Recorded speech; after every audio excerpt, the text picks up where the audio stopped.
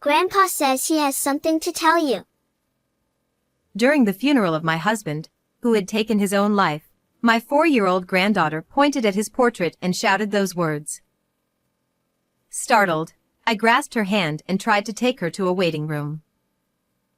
Immediately, my son-in-law stopped me. The service is starting.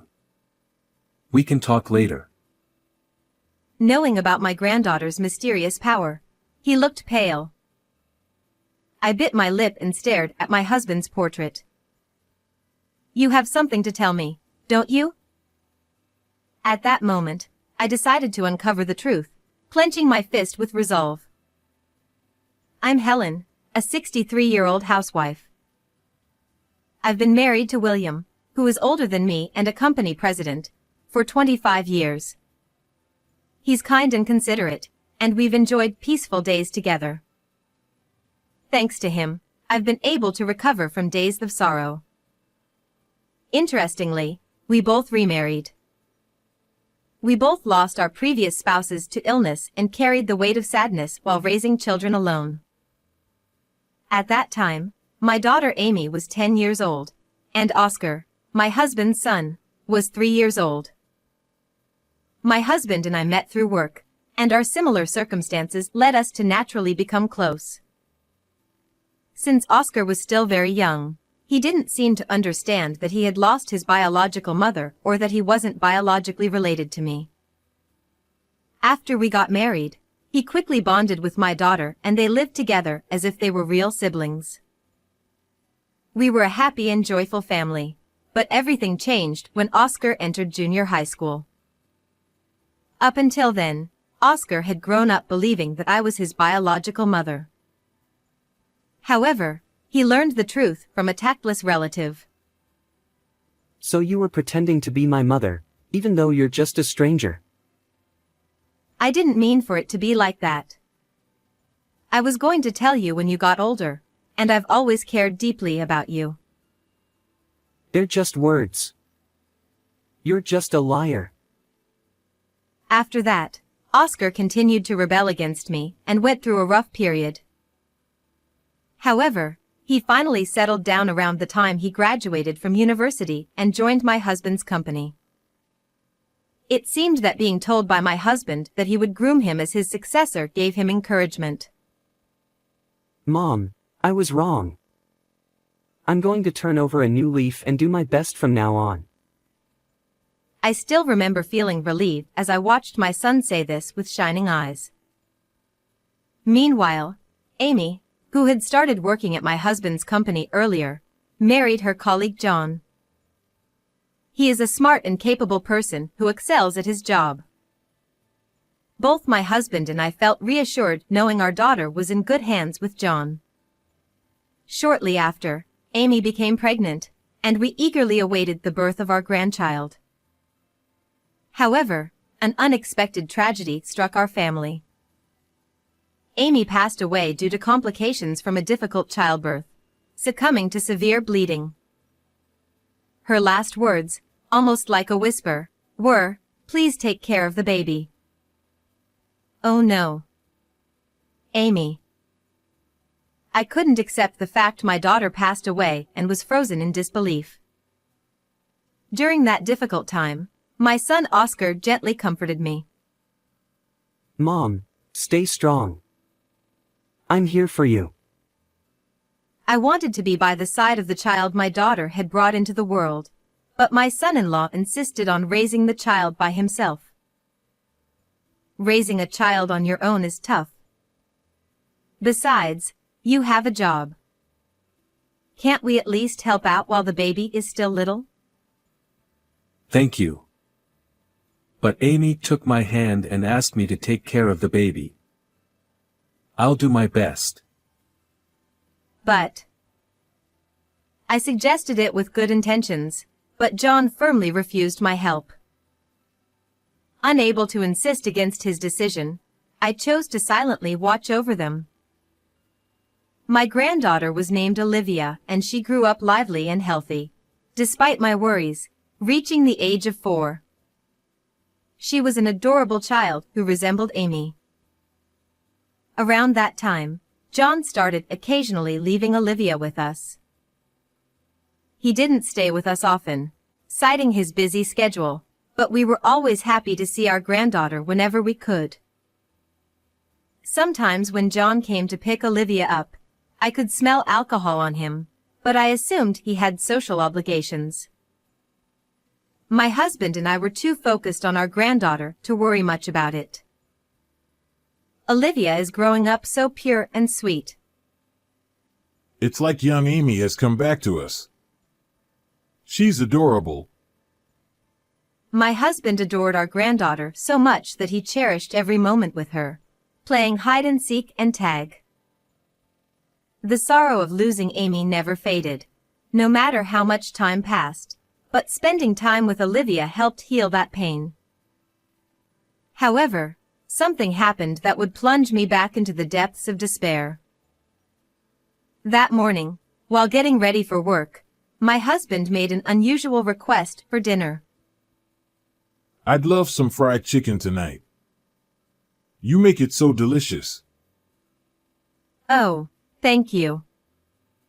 With such praise, I'll have to put extra effort into it. Look forward to it. Great. I'm counting on you. Well, I'm off. Take care. Have a good day.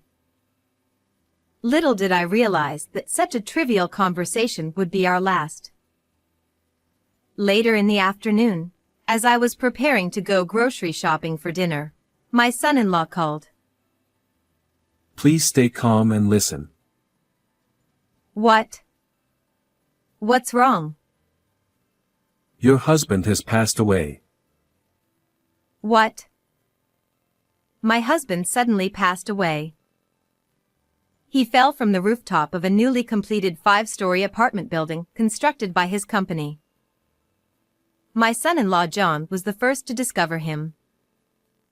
Apparently, just before the incident, my husband had sent a text to John. He texted me saying, "There's something I'm concerned about in the new apartment. Can you come and check?" So I went, and that's when I found your husband lying there, bleeding from his head. Oh no. I called an ambulance, but it was too late. I rushed to the hospital by taxi, but instead of being guided to a hospital room, I was directed to the morgue. I desperately called out to my husband, who was cold and covered in a white sheet. Please. Open your eyes. Feeling lost and in tears, Oscar, who arrived later, held me tightly in his arms. Dad, if you had any worries, you should have talked to us. It's not good to keep things to yourself. What? According to the police investigation, his shoes were found neatly arranged on the rooftop, and statements from those involved revealed that my husband had been troubled. It was concluded that he had taken his own life. However, there were no signs of such behavior from my husband, and I can't imagine him leaving me and taking his own life like that. I thought we trusted each other and shared everything. Was that just my belief? Left on the brink of despair, with no energy to even prepare for the funeral, I was grateful that Oscar and John stepped in and took care of everything. And then, on the day of the funeral, since there was some time before the service began, Oscar was greeting business associates near the entrance.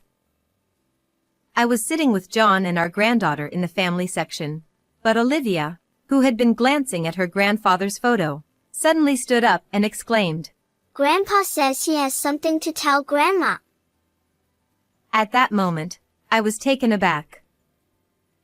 In fact, my granddaughter had a mysterious ability. I first noticed it when she was 2 years old. When we took her to visit Amy's grave, she exclaimed, "Mommy," and started chatting as if she could see her mother right there. Moreover, the details my granddaughter mentioned were things she couldn't possibly have known, so both my husband and son-in-law got shocked. When she was 3 years old, something similar happened. The old lady next door is saying to help the dog. Olivia suddenly said this. The elderly woman she mentioned had passed away a week earlier. So I found it strange, but I decided to check her house, and found a dog chained up and had been barely moving inside its doghouse. It seemed that my granddaughter had the ability to communicate with the deceased. However, John denied it. It's just a series of coincidences. Olivia simply enjoys her imagination. Please don't mention this to anyone else. Of course, I had no intention of sharing this with anyone, but I strongly believed in Olivia's abilities. I'm sure Olivia can see my husband. I thought to myself, unable to sit still. I took her hand to take her to a quiet room where we could talk more. However, my son-in-law stopped me firmly. It's before the funeral. We can talk later. He usually was gentle, but now he had a stern expression and looked pale. John tried to take Olivia to his side, but she resisted and didn't leave my side. Holding Olivia's hand, I gazed at my husband's photo and spoke to him in my mind. You have something to tell me, don't you? That's right. He couldn't have taken his own life. My husband left for work with his usual gentle smile, even making a dinner request. There was no suicide note and it didn't make any sense he's gone like that. As I pondered these thoughts, Oscar, who had been greeting attendees, approached the family seats. However, my attention was fixed on John, who seemed tense at that moment. Just then, Oscar called out to John, and the two went outside to smoke. Seeing an opportunity, I took Olivia to the waiting room and finally had a chance to hear her out. The words that came from my granddaughter's mouth were not something a 4-year-old would say, and it was clear that my husband was communicating to me through her. Moreover, it was unbelievably horrifying. I can't believe he's... I was shocked to my core, but Olivia continued with even more astonishing words. Grandma, you're being targeted too. Grandpa says you need to run away quickly. Upon hearing this, a chilling tremor ran through my entire body, prompting me to quickly seek refuge with the police. However, upon further reflection, I realized there was no evidence to support Olivia's story. I believe in my granddaughter's mysterious abilities, but I don't think the police would take it seriously. Besides, it would be troublesome if negative rumors about Olivia spread.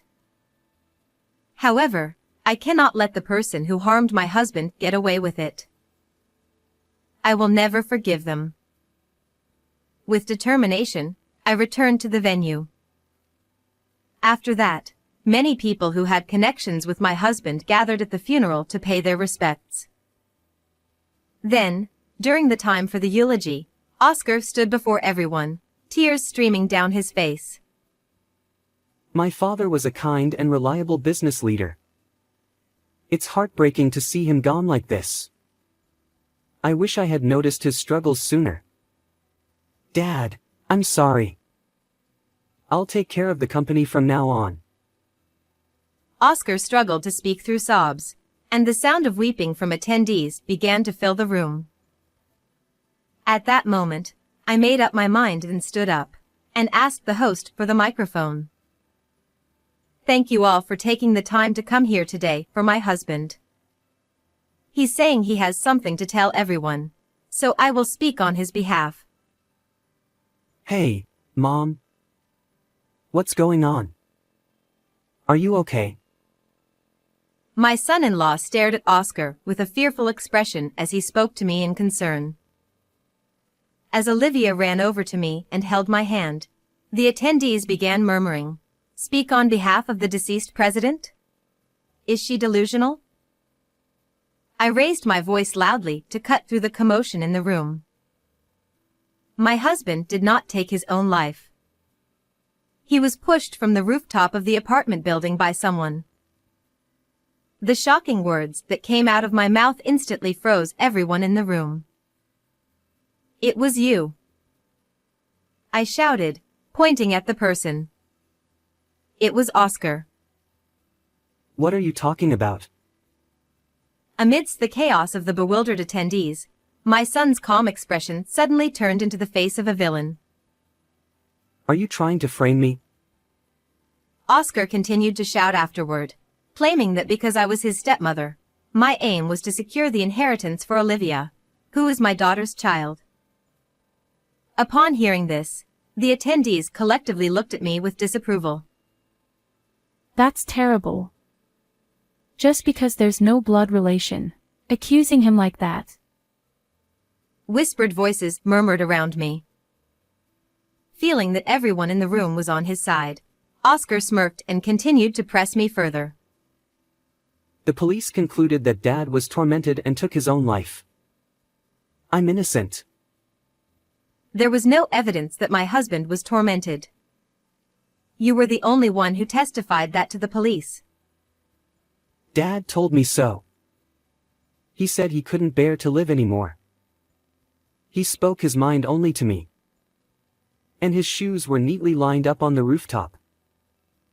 Oscar's face turned bright red, his eyes widened, and he raised his voice angrily, spitting as he spoke. I know the reason he took off his shoes on the rooftop. He told me about it. What? What do you mean? Then, I began to recount the circumstances my husband died, which I had heard from Olivia. It was my son who had invited my husband out to see the completed apartment that day. Thanks to you, Dad, I've grown up. Let's wrestle like we used to. When they got to the rooftop, he took off his shoes and encouraged my husband to do the same. At first, my husband was bewildered by the sudden invitation, but he fondly remembered playing like that with his son when he was a child and agreed to join Oscar. Later, after pushing my husband off the rooftop, Oscar arranged his shoes neatly to make it appear as though my husband had jumped on his own. After confirming that his father had stopped breathing, my son sent a text from my husband's phone to John saying, "Come to the new apartment right away." Upon hearing my account, Oscar turned pale, and his lips trembled. Why would you know about that? Only Dad should have known. My husband is here, and he's angry at you. You're coming after me next, aren't you? As Oscar realized I knew everything, sweat poured from his forehead. Dad, are you really here? But I had no choice. Because it's his fault. Resigned to his fate, my son began to confess everything that had happened. In truth, my husband had assessed that Oscar lacked the capability to run the business. He had informed both John and Oscar that he intended John to be his successor, with Oscar placed under him. However, unable to accept this decision, my son had plotted and carried out a plan to eliminate both my husband and me. Amy and I both thought of you as a true family, so this is really disappointing. I've recorded everything you just said, so I'm going to submit it to the police as evidence. What? I'm not letting you do that. Enraged, Oscar tried to strike me, but immediately after, it was my son who screamed in pain. Ow! Let go of me. It was John who had twisted his arm and stopped him. He told me that he was entrusting me with the company and his son. I was planning to pass the presidency to Oscar once he grew into the role of CEO. Despite saying that, my son-in-law seemed wary of Oscar. He sensed something amiss in Oscar's actions and behavior, suspecting that he might be up to something nefarious. Upon hearing Olivia's words at the funeral, John realized his suspicions might be true. John had tensed up at that time for that very reason. Hand over the presidency. Don't lie. You're planning to take over both the company and the inheritance. Everyone wants money, right? Someone among the attendees must have called the police, as they entered the venue at that moment. Suddenly, Oscar's eyes welled up with tears, and he clung to me. Please, help me. We're family, right? What? How can you even say that? Besides, I'm cutting all ties with you. Whatever happens to you is no longer my concern. Hey! Don't be so cold. Please. Just don't let the police take me. Make sure you pay for your crimes. As I spoke these words coldly, Oscar seemed to realize that nothing he said would change my mind. He collapsed to his knees. Afterwards, he was found guilty and sent behind bars. By taking my husband's life, he forfeited any rights to inherit the company or its assets. There was no one among the relatives to support him. Even if he were to return to the outside world, he would live a tough life. Meanwhile, I am now living with my granddaughter and son-in-law. Thanks to the adorable Olivia, who is growing up healthy, I am slowly regaining my spirits. Today, I placed freshly made fried chicken, which my husband loved, in front of his photograph, and talked to him. Thank you. I'm doing well.